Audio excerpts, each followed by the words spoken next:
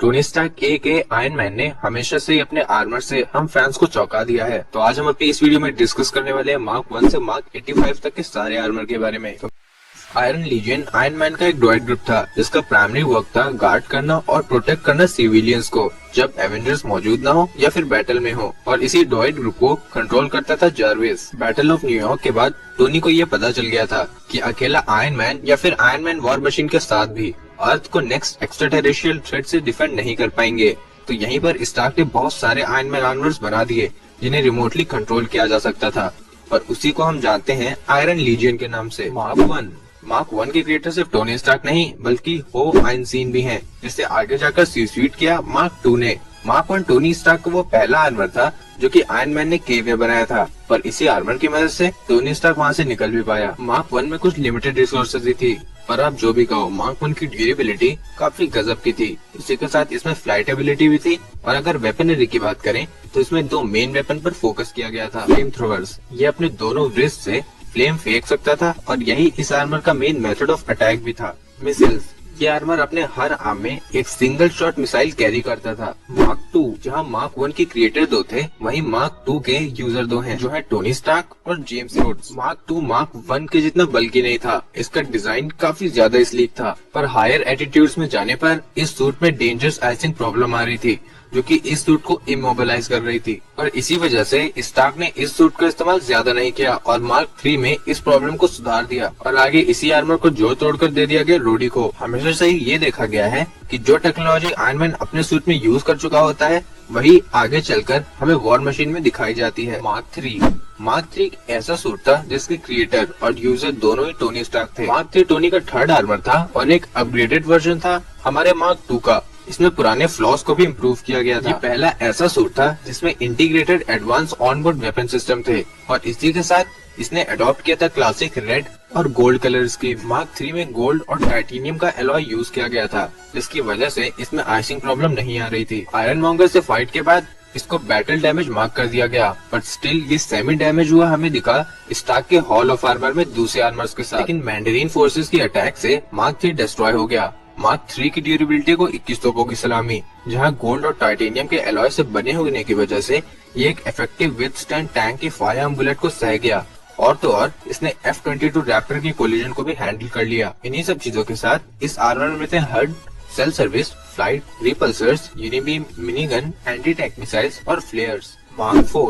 Mark 4 Tony Stark का चौथा suit था जिसने मार्क 3 को रिप्लेस किया जब मार्क 3 हेवीली डैमेज हो गया था स्टार्क और ओबरडायर स्टेन की फाइट में। टोनी सबसे पहले इस आर्मर को पहने हुए दिखा स्टार्क एक्सपो में, और फिर वो अपने बर्थडे पार्टी में मार्क 4 के कारनामे दिखाता हुआ मिला, और यहीं पर रोडी आया था मार्क 2 को पहनकर। फिर तो मुक्का लात सब बराबर हो गई। स्टार्क आखिरी बार इस आर्मर को पहने हुए दिखता है रैंडीज डोनट में, और यहीं पर वो मिलता है फ्यूरी से। मार्क 5 को सूट के सूट भी कहा जाता है। ये टोनी स्टार्क का ऐसा फर्स्ट आर्मर था जो कि पोर्टेबिलिटी, मतलब कि कहीं भी सूट केस में कैरी किया जा सकता है। इस सूट को स्टार्क ने यूज किया था डुएल ऑफ मोनाको के टाइम, जहां इसको डैमेज किया व्हिप्लैश ने। इस आर्मर में ऑनबोर्ड वेपन्स और फ्लाइट कैपेबिलिटीज नहीं थी, बट स्टिल ये कुछ लेवल के रिपल्सर्स और इक्विप्ड वेपन्स के साथ आया।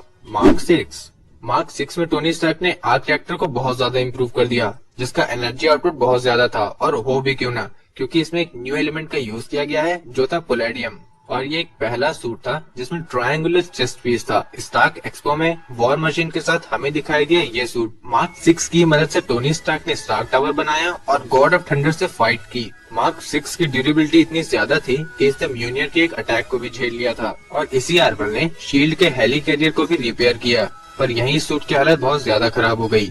और ये एक पहला सूट था जो कि अंडर वाटर कैपेबिलिटीज के साथ आता था। मार्क 7 एक ऐसा सूट था जो कि ऑटोमेटिक डिप्लॉयमेंट और असेंबली के साथ आता है।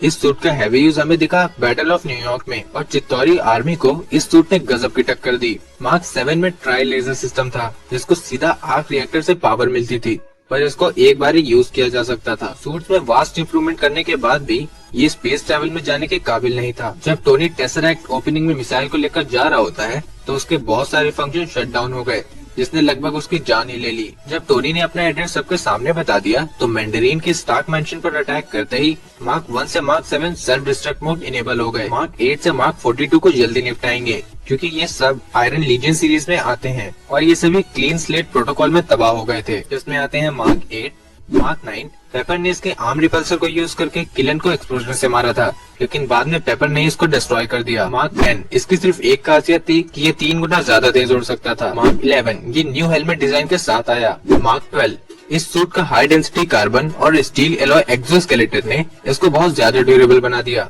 Mark 13, mark 14, mark 15 sneaky, mark 16 night club. Night club में एडवांस कलर कैमोफ्लेज टेक्नोलॉजी का यूज किया गया। मार्क 17 हार्ट ब्रेकर, ये आर्मर पावरफुल फायर ब्लास्ट कर सकता था। मार्क 18 कैसानोवा, मार्क 19 टाइगर, जिसकी स्पीड एक एयरफोर्स जेट के इक्वल थी और ये एक सोनिक बूम भी क्रिएट कर सकता था। मार्क 20 पाइथन, क्योंकि एक लॉन्ग डिस्टेंस को कवर कर सकता है। Mark 21 Midas, mark 22 hot rod. Mark 22 के पास कोई भी एक्सटर्नल वेपन नहीं था सिवाय रिपल्सर और यूनिबीम को छोड़कर। Mark 23 shades, mark 24 tank, mark 25 thumper. Mark 25 की एबिलिटी ये है कि ये हाई टेम्परेचर और इलेक्ट्रिकल सर्जेस को भी सह सकता है। इसके आर्म्स में जैक हैमर लगा था। मार्क 26 गामा, मार्क 26 ने जैक हैमर को ही एज अ डिवेस्टेटिंग वेपन की तरह यूज किया विद फंडामेंटल रिपल्सर और ये गामा रेडिएशन से भी रेजिस्टेंट था। मार्क 27 डिस्को, ऐसा नहीं है कि ये डिस्को डांस कर लेता है, बल्कि इसका नाम इसकी कलर स्कीम यानी कि ऑरेंज और ब्लू कलर की वजह से रखा गया। Mark 28 jack, mark 29 fiddler. Mark 29 के हाथ में भी एक न्यूमेटिक जैक हैमर था। मार्क 30 ब्लू स्टील, इसके हाथ में छुपा रुस्तम ब्लेड थे जो कि इसके आर्म्स में छुपे हुए थे। मार्क 31 पिस्टन, इसके पास सुपरसोनिक स्पीड थी।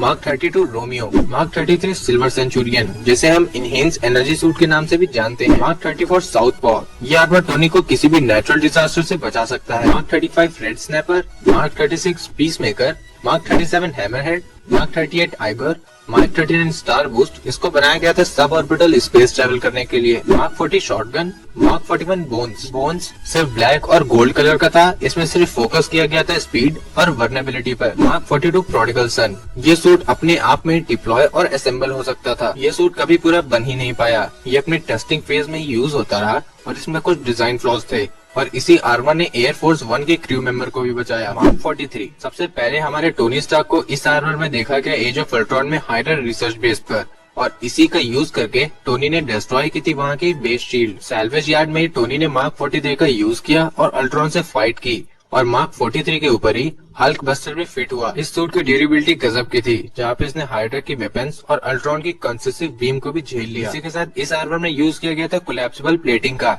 जो कि इंस्पायर था मार्क 5 और मार्क 7 आर्मर से और हमें इसमें देखने को मिला sentry mode, infrared scan, smart microguns और autonomic prehension propulsion technology. Mark 44 को टोनी और ब्रूस ने मिलकर बनाया था, जिसे आप हल्क बस्टर के नाम से भी जानते हो और इसके नाम से ही पता लग गए होंगे आपको इसके काम। ये लॉन्च होता था एक ऑर्बिटल ट्रैकिंग प्लेटफॉर्म से जिसका नाम था वेरोनिका। वेल, नाम तो सुना ही होगा। इसी के पहनने के बाद आयरन मैन को एक बिल्डिंग भी खरीदनी पड़ गई। इस सूट की कैपेबिलिटीज में आती थी repulsors, autonomic prehensiles, grappling hook, hydraulic ramp, sleeping gas, missiles, Veronica replacing parts. Mark 45, mark 43 और मार्क 44 दोनों ही अल्ट्रॉन से लड़ने के बाद और माइंड कंट्रोल हल्क से लड़ने के बाद डिस्ट्रॉय हो गए थे। टोनी ने मार्क 45 को यूज किया सोकोविया में अल्ट्रॉन से लड़ने के लिए। टोनी ने इसमें नया एआई यानी फ्राइडे को यूज किया और इसी सूट ने नोविग्रेड को भी डिस्ट्रॉय किया। इस सूट की स्ट्रेंथ कमाल की थी, जहां इसने शील्ड लाइफ बोट के वेट को उठा लिया। इसी के साथ हमें देखने को मिला एडवांस लेयर सिस्टम, रिपल्सर्स। इसके रिपल्सर्स इतने ज्यादा जानदार थे कि इसने वाइब्रेनियम तक को मेल्ट कर दिया। मार्क 46 में 95.5% टाइटेनियम का यूज किया गया और 4.5% गोल्ड का यूज किया गया। सिविल वॉर इकलौती ऐसी मूवी थी जहाँ पे टोनी स्टार्क ने एक ही आर्मर में गुजारा कर दिया। इसी सूट के EMP ने हेलीकॉप्टर को डिसेबल कर दिया। जब टोनी कैप से हैंड टू हैंड फाइट कर रहे थे तब हॉकाई ने एक एक्सप्लोसिव एरो इस सूट के लेफ्ट शोल्डर पर मारा था, जिससे घंटा कोई फर्क नहीं पड़ा। मार्क 46 अकेले ही बकी और कैप दोनों को फेस कर रहा था और इसी आर्मर की यूनिबीम ने बकी के मेटल आर्म को डिसइंटीग्रेट करके उसे एक हाथ वाला ठाकुर बना दिया। इसी सूट ने रॉजर्स के हैंड टू हैंड कॉम्बैट के पैटर्न को रिकॉर्ड किया, उसकी वीकनेस पता लगाई, फिर एक हाथ से शील्ड रोकी और दूसरे हाथ से कैप को पीटा। मार्क 47 हमें सबसे पहले मार्क 47 देखने को मिला स्पाइडरमैन होमकमिंग में। जब स्पाइडरमैन लेक में गिर गया तो टोनी ने इसको रिमोटली वाईफाई से कंट्रोल किया और पीटर को बचाया। जब फेरी 2 टुकड़ों में बट गया तो वहाँ के लोगों को बचाने के लिए मिनी थ्रस्टर्स और टोनी को खुद आना पड़ा। हमें इस सूट में देखने को मिला advance laser system, remote control,